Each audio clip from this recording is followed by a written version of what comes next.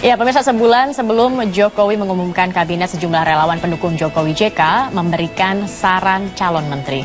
Ya, tidak hanya sosok, tapi juga kriteria calon menteri pun menjadi masukan.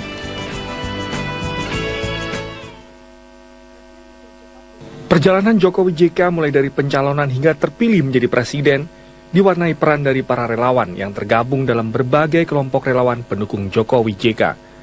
Sebagai pendukung, para relawan ini terus memberikan masukan hingga saat ini, saat Joko Widodo dan Yusuf Kala bersama tim transisi sedang menggodok para calon menterinya. Sejumlah relawan memberikan saran dan masukan berupa kriteria orang-orang yang akan masuk dalam kabinet Joko Widodo Yusuf Kala, seperti yang dilakukan Pusat Kajian Trisakti atau Pusaka Trisakti dan Institut Lembang 9. Pusaka Trisakti menyarankan Jokowi menetapkan 4 kriteria bagi calon menteri di kabinet Jokowi JK. Di antaranya, loyalitas pada jabatan menteri, ideologi pro rakyat, integritas, dan kapabilitas. Joko Widodo sendiri menganggap saran dan masukan dari para relawan ini sebagai ruang aspirasi dari rakyat. Aspirasi rakyat ini tidak bersifat memaksa, namun bisa menjadi bahan pertimbangan bagi tim transisi yang dibentuk oleh Jokowi JK. Kalau dari awal bahwa Pusaka Trisakti itu tidak mengusulkan nama, Mas. Kita menentukan kriteria. Jadi kalaupun profesional partai, dia harus memenuhi 4 unsur itu. Dia harus bisa punya loyalitas yang jelas, integritasnya, ideologinya, komitmennya, itu. Selain itu, para relawan ini juga menyarankan pada Jokowi JK untuk melirik pemimpin daerah yang sukses membangun daerahnya. Namun yang terpenting yang juga disampaikan oleh para relawan, para menteri yang terpilih dapat langsung bekerja sesuai visi misi Jokowi JK. Tim Liputan, Metro TV.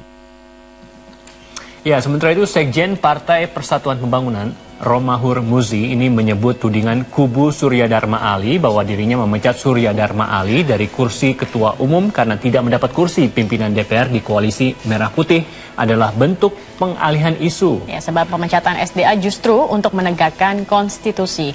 Menurut Romahur Muzi, banyak upaya dari pihak SDA membangun alibi dari persoalan sesungguhnya, termasuk tuduhan pihaknya mengincar kursi menteri dari Jokowi JK.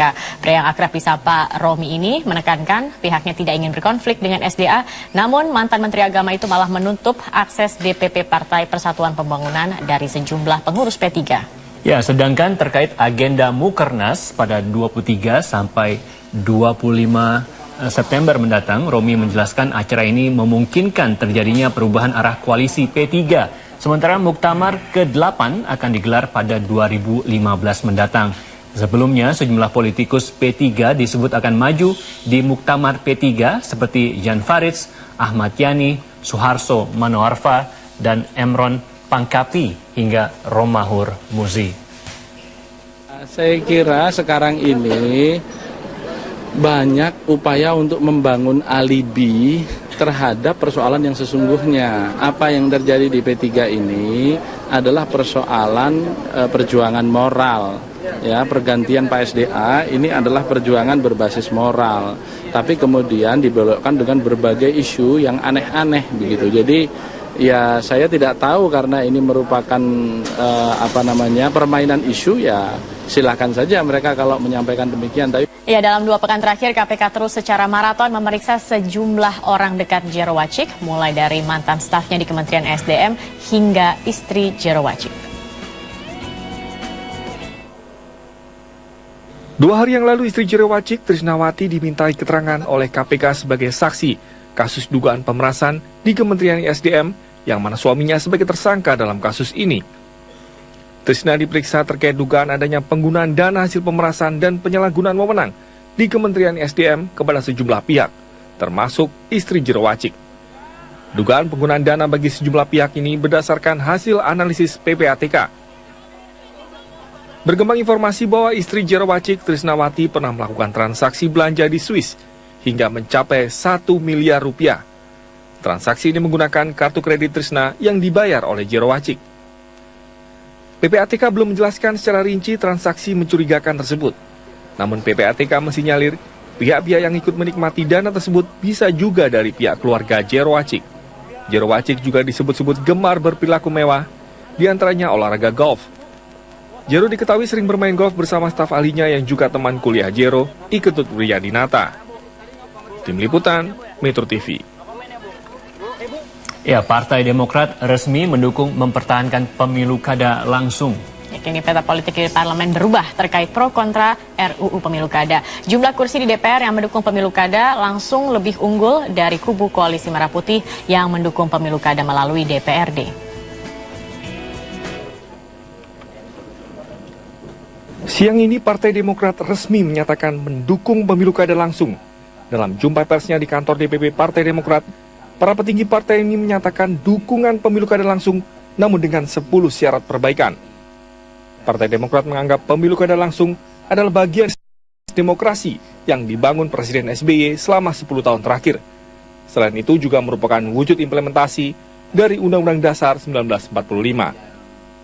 Sangat berkeinginan bahwa pemilu yang sudah demokratis selama 10 tahun ini dilakukan, pada prinsipnya itu adalah pemilu yang betul-betul diinginkan oleh rakyat karena sifatnya demokratis.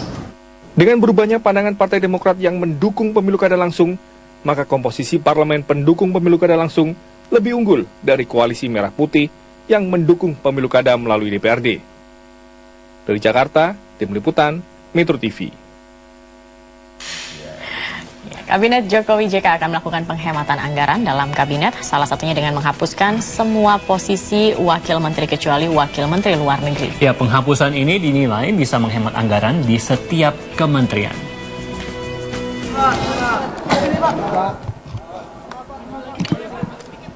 Presiden terpilih Joko Widodo mengatakan kabinetnya harus bisa bekerja efektif untuk mencapai target yang sudah ditetapkan. Selain bisa bekerja, kabinetnya juga tidak boleh boros anggaran seperti yang disampaikannya beberapa waktu lalu. Salah satu upaya yang dilakukan oleh Jokowi adalah merampingkan postur kementerian dengan menghapus posisi wakil menteri di 33 kementerian. Jokowi tidak menutup kemungkinan langkah perampingan birokrasi dan kementerian akan kembali dilakukan saat pemerintahannya berjalan. Dan 34 itu kan bukan angka mati. Artinya apa? Dalam proses berjalan nanti bisa saja kementerian-kementerian yang memang tidak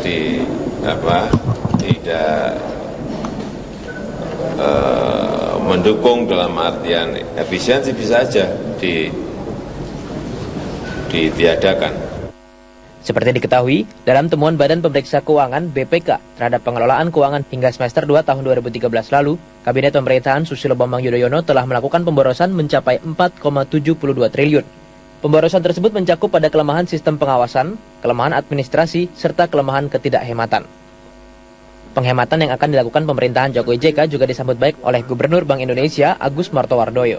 Menurut Agus, banyak hal positif jika Jokowi konsisten akan pendapatnya 5 tahun ke depan untuk memotong anggaran rapat kementerian tersebut hingga 18 triliun. Ini rapat buat kementerian yang menurut Bapak gimana? Apa? Akan ada pemangkasan. Oh, kamu mesti tanya Menteri Keuangan dong. Maksud saya, kalau seandainya ada rencana untuk pemangkasan anggaran, saya kalau ditanya, saya sambut baik. Karena pada saat sekarang ini, kita kan sedang menyoroti fiskal. Dan menyoroti fiskal itu tentu tujuannya agar bagaimana anggaran pendapatan belanja negara, pendapatannya semakin besar, dan belanjanya bisa dikurangi. Tapi kalau pendapatan yang besar itu adalah tentu pendapatan yang rutin supaya semakin besar, dan kalau belanja yang dipotong adalah tentu belanja yang tidak produktif yang dipotong. Jadi kalau seandainya ada inisiatif untuk memangkas belanja dan belanja yang tidak produktif, itu tentu baik. Melalui perampingan, penghematan dalam Kabinet Jokowi nanti juga akan dilakukan lewat pemotongan biaya perjalanan dinas dan rapat yang besarnya mencapai 18 triliun rupiah. Tim Liputan, Metro TV.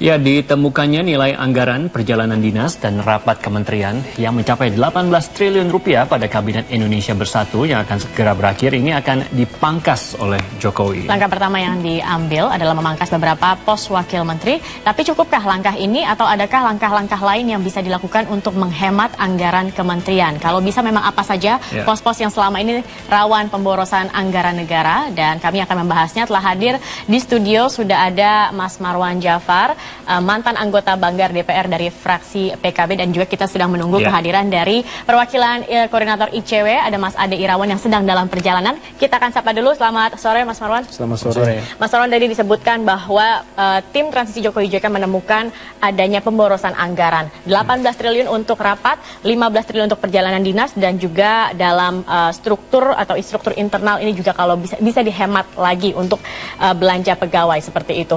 Mungkin yang jadi banyak pertanyaan adalah 18 triliun untuk rapat. Ini sebenarnya kalau kita pecah, ini untuk apa saja sih sampai membutuhkan biaya 18 triliun untuk rapat? Iya, ini kan memang angka yang luar biasa besar, 18 triliun itu. Ada 34 kementerian, itu belum lagi lembaga non-kementerian, banyak sekali kan lembaga kita itu. Dan memang ini butuh penyederhanaan dalam rangka pembangunan arsitektur kabinet ini. Ini harus ada penyederhanaan sehingga secara otomatis juga nanti akan mengurangi anggaran yang tidak perlu itu. Dan kami tentu setuju dengan gagasan Pak Jokowi bahwa akan mengurangi anggaran-anggaran perjalanan dinas, lalu kemudian anggaran-anggaran rapat dan seterusnya itu. Misalnya kalau 18 triliun itu di dalam kota 6,25 triliun, luar kota 11,9 triliun, ini bisa dialihkan pada pos lain yang jauh lebih bisa produktif. Di samping itu misalnya anggaran untuk perjalanan dinas kurang lebih 15,5 triliun. Pak Jokowi bilang separuhnya sudah cukup, baik anggaran rapat maupun anggaran dinas. Itu artinya kita bisa dari anggaran perjalanan dinas dan anggaran rapat itu kita bisa menghemat kurang lebih 16,75 triliun. Bayangkan misalnya 16,75 triliun kalau kita bangun untuk percepatan pembangunan infrastruktur misalnya, itu sudah luar biasa. Untuk pembangunan percepatan Indonesia Timur misalnya luar biasa. Saya kira ini penting karena sekali lagi bahwa pemborosan di dalam APBN itu sangat mungkin terjadi karena beberapa hal. Yang pertama adalah ada tumpang tindih program di hampir semua kementerian.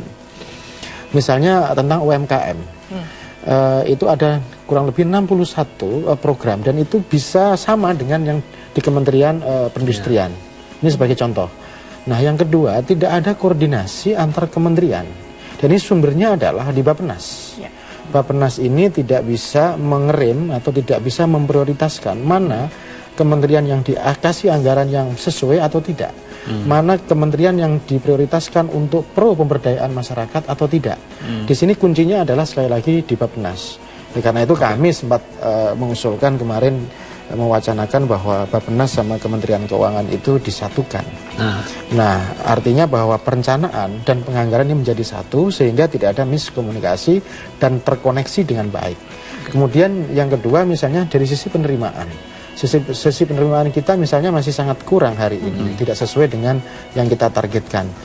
Misalnya dari sisi penerimaan pajak atau dari sisi migas atau biaya cukai. Ini bisa jadi misalnya lembaga penerimaan negara di bawah langsung presiden. Ini salah satu wacana yang kami sampaikan sehingga antara perencanaan dan penganggaran sekali lagi harus sinergis, terkoneksi dan terintegrasi sehingga pemborosan anggaran ini tidak perlu terjadi. Tapi apakah masih mungkin Mas Marwan, karena kementeriannya tetap 34, apakah mungkin dari dirjennya sendiri yang akan dikurangi lagi agar pemborosan tidak terjadi? Ini saya kira yang lebih penting adalah bagaimana kita mengefisienkan misalnya perjalanan dinas. Tidak perlu dong misalnya harus keluar negeri terus. Tidak perlu dong misalnya kita harus keluar kota terus. Misalnya rapat-rapat bisa kita kurangi. Dan saya yakin bahwa Pak Jokowi akan mengadakan rapat tidak harus di yang seperti sekarang ini secara konvensional, tapi ada rapat-rapat yang menghemat. Itu luar biasa itu. Menurut saya ini ide yang cerdas dan ide yang harus kita dukung bersama. Tentu kami akan mendukung ide itu dan pemborosan anggaran tidak perlu terjadi lagi. Oke, baik, nanti kita lanjutkan kembali. Mas Marwan, kita harus jeda dulu sejenak pemirsa. Setelah ini White Shot masih akan kembali dengan perbincangan mengenai pemborosan anggaran sesaat lagi.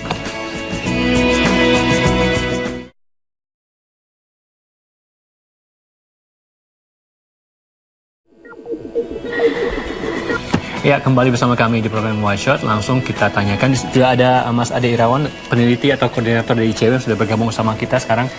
Tadi kita sudah berbincang dengan Mas Marwan Jafar terkait dengan pemborosan anggaran. Nah, kalau dari ICW, ini ada temuan dari tim transisi yang mengatakan ada 18,1 triliun rupiah untuk rapat kementerian dan juga lembaga, dan 15,5 triliun untuk perjalanan dinas. ICW menyikapinya seperti apa? Ya, ini sebenarnya masalah klasik. Sebenarnya bisa masuk dua kategori. Pertama, kategori pemborosan, ya. Artinya kegiatan-kegiatan yang tidak perlu, atau ada kegiatan yang semestinya cuma harus diikuti 2 atau 3 orang tapi bawa rombongan, atau bisa dilakukan di kementerian dan lembaga tapi kemudian pilih di luar kota karena sekalian jalan-jalan atau dapat SPPJ. Yang kedua, karena korupsi gitu ya. Dan ini banyak kami temukan. Korupsi misalnya dalam perjalanan dinas, mestinya yang jalan 1 atau 2 orang tapi pertanggungjawabannya sampai 5-10. Bahkan laporan yang pernah masuk ke ICW ada 1-2 orang dalam sehari itu bisa pergi ke 5 kota. Baik. Tapi ya, Mas Ade, boarding pass tiketnya ada itu ya, tanda tangan juga ada. Tapi kan aneh, ini artinya gampang untuk disiasati. Mas Ade, ada tradisi menarik di kementerian bahwa mereka harus menghabiskan anggaran di tahun tersebut. Kalau tidak, nanti tahun depan anggarannya akan dikurangi karena tidak sesuai dengan apa yang sudah mereka ajukan seperti itu. Ini bagaimana ICW melihatnya? Ya, mestinya kan anggarannya berbasis kinerja, jelas. Bukan kemudian orang ya habis anggaran dianggap sebagai hal yang bagus. Padahal ya dihambur-hamburkan. Makanya kemudian kalau apalagi kalau mau menjelang akhir tahun gitu. Hotel di pinggiran Jakarta itu pasti habis, susah dipakai. Walaupun kami pernah temukan, bisa cek aja di tiap, walaupun misalnya tulisannya ada rapat kementerian atau apa, isinya kosong biasanya. Oke, fiktif seperti itu. Ya, dibuat fiktif karena ya motifnya tadi disperse anggaran, yang kedua dapat rente dari situ. Oke, Mas Marwan gimana itu menyikapinya? Bukankah seharusnya kalau bisa menghemat anggaran itu diapresiasi, bagus, bukan malah diiming-iming bahwa kalau tidak habis tahun depan dikurangi budgetnya seperti itu? Ya, tentu kita berpikir dan mengarah ke situ, dan bahkan DPR sendiri sebetulnya sudah mengingatkan kepada pemerintah terus-menerus dan menekan anggaran ini sedemikian hemat mungkin, sehingga Mas Ade tadi katakan perjalanan yang tidak perlu itu tidak perlu diulangi lagi lah seperti itu. Dan terus-menerus selalu setiap tahun kita kurangi sebetulnya perjalanan dinas itu, dan kita mendukung sepenuhnya. Misalnya Pak Jokowi bilang separuhnya sudah cukup deh misalnya. Ini kan bagian dari upaya sebetulnya merubah mindset kita bahwa yang sifatnya hura-hura, rapat yang tidak perlu kemana-mana itu memang harus dikurangi. Sebenarnya rapat itu bisa dilakukan di Jakarta cukup misalnya dengan biaya yang hemat, dan sebetulnya di Jakarta lebih komprehensif dibanding kita harus ke daerah, karena banyak alasan biasanya kalau di Jakarta tidak fokus dan sebagainya. Tapi sebetulnya itu alasan yang tidak rasional. Tapi teman-teman DPR juga saya kira lebih fokus pada anggaran proyek, bukan anggaran operasional. Makanya kemudian banyak yang lolos itu. Ya, sebetulnya Mas Ade, sekali lagi bahwa kita masih mengurangi perjalanan dinas itu, dan rapat juga kita kurangi sudah dari misalnya 30-40 triliun, sekarang tinggal 18 triliun. Ini kan sudah mengurangi separuh. Nanti kita kurangi lagi separuh lagi menjadi 9 triliun. Kalau menurut sejarah memang tadi seperti yang saya sampaikan tadi ada anggaran rapat pemerintah yang pernah mencapai 30 triliun. Betul. Tapi kebocorannya juga tinggi juga 40%. Nah, gimana kira kalau 18 triliun ini masih bisa dikurangikah dan kebocorannya masih bisa diminimalisirkah, Mas Ade? Iya, apa yang bisa ditawarkan oleh ICW? Iya, sekarang kan teman-teman terutama di tim transisi sudah melakukan evaluasi. Itu penting. Hasil evaluasi mestinya diberikan kepada menteri yang nanti terpilih, mungkin juga Pak Marwan, untuk dicek lagi. Untuk dicek, karena menteri yang nanti punya otoritas, apakah kemudian ini bisa dijalankan atau tidak. Itu. Nah, saya kira tidak usah malu kalau kemudian serapannya dianggap minim gitu, daripada serapannya besar tapi ternyata dikorupsi atau boros. Lebih baik tidak ada serapan tapi kemudian nanti dikembalikan lagi kepada kas besar itu, dan kemudian akan bisa dipakai untuk kemaslahatan umat gitu ya. Nah, tapi saya kira concern kami yang satu lagi gitu ya, ini bukan cuma biaya operasional yang mestinya dikritisi, tapi juga biaya-biaya alokasi-alokasi untuk belanja pengadaan dan sebagainya. Apa saja sih Mas Ade pos-pos yang rawan akan pemborosan ini? Ya, kalau paling tidak kalau dibuat global kan dua, operasional itu biasanya untuk operasional birokrasi, menjalankan tugas dan sebagainya. Yang kedua untuk pembangunan, belanja, pengadaan dan sebagainya. Ini juga yang rawan dan ini yang biasanya paling banyak dikritisi oleh teman-teman di Banggar karena Banggar juga banyak kepentingannya di situ. Gitu makanya mereka lebih banyak kritis apakah ada proyek A, proyek B, proyek C di situ. Sehingga yang operasional ini kira-kira idealnya berapa jumlahnya untuk rapat kementerian, lembaga dan juga perjalanan dinas untuk dalam RAPBN? Ya disesuaikan saja dengan kalau uang kan di mana-mana itu tidak berdiri sendiri tapi menjawab tujuan, menjawab program. Disesuaikan dengan tujuan dan program gitu ya. Jadi ya saya kira kita kalau kemudian kalau pakai formulasi umum biasanya kan 20-80 misalnya 20 untuk operasional, 80% untuk project atau kegiatan gitu ya. Jadi setengahnya cukup ya? Setengahnya terlalu besar kalau untuk operasional. Misalnya untuk belanja barang ya, itu bisa dikurangi kurang lebih 40-50%. Minimal bisa dikurangi 25%. Tinggal beli furniture, beli mobil dan lain-lain itu yang tidak perlu misalnya, itu yang sekarang masih bagus, tidak perlu harus diganti lagi. Seperti mobil menteri ya? Ya, termasuk juga. Dan oleh karena itu misalnya ini ke depan harus kita menghemat anggaran betul karena APBN kita sudah bleeding sedemikian rupa sehingga memang kita harus hati-hati ke depan itu kita tidak disibukkan dalam kerangka postur APBN tetapi kita harus sibuk bekerja gitu. Maksud saya itu. Sibuk bekerja dan tentu yang paling penting adalah sikap kehati-hatian kita dan secara mendetail dari rupiah ke rupiah harus kita maksimalkan sehingga misalnya sekali lagi bahwa ada captive budget yang harus kita amankan, terutama adalah program-program yang sifatnya pemberdayaan masyarakat. Misalnya untuk Indonesia Sehat, Indonesia Pintar, pembangunan infrastruktur, irigasi pertanian, lalu kemudian peningkatan pariwisata dan seterusnya itu. Memaksimalkan program-program pemerintah, terutama yang dijanjikan Pak Jokowi kemarin di dalam kampanye itu harus kita maksimalkan dan terimplementasi dengan baik dan sehemat mungkin sehingga tidak terjadi kebocoran. Baik, Mas Ade terakhir mungkin singkat juga seperti apa langkah-langkah yang harus ditempuh agar tidak lagi terulang pemborosan seperti ini dan juga menghindari celah-celah yang bisa dimainkan untuk pemborosan. Iya, pertama proses penganggaran mestinya memang melibatkan banyak pihak. Yang kedua anggaran harus juga bisa diakses oleh banyak pihak sehingga bukan cuma di dalam tapi juga di luar bisa ikut mengawasi termasuk memberikan ruang bagi publik untuk memberikan masukan sehingga yang kawal ini banyak gitu ya. Perlu diingat anggaran yang sekarang ada itu ya yang tinggal dijalankan ini kan anggaran peninggalan pemerintahan sebelumnya itu ya dan pasti banyak hal yang tidak kompatibel dengan apa yang akan dilakukan oleh pemerintahan baru ini. Nah ini juga saya kira proses untuk pengawalan ini juga penting gitu ya. Tapi kira-kira masih bisa diubah nggak jumlahnya? Ini kan RAPBN tentunya masih dalam pembahasan DPR. Sudah diketuk. APBNP juga diketuk. Sudah diketuk. Jadi artinya begini, masih bisa disiasati nanti pemerintahan yang akan datang di Satuan 3. Satuan 3 itu misalnya kita harus mendiskusikan sedemikian rupa di masing-masing kementerian lokasi mana yang penting, mana yang tidak penting. Kalau memang tidak penting ya sudah terpaksa harus kita alokasikan, bisa dipindahkan di lokasi ke lokasi yang memang dibutuhkan oleh masyarakat dan rakyat kita. Jadi kita masih bisa main di Satuan 3 karena apa? Putusan Mahkamah Konstitusi DPR besok itu tidak bisa intervensi langsung untuk membahas di Satuan 3. Oke, baik. Terima kasih Mas Marwan Jafar atas kehadiran dan juga Mas Ade Irawan dan itulah tadi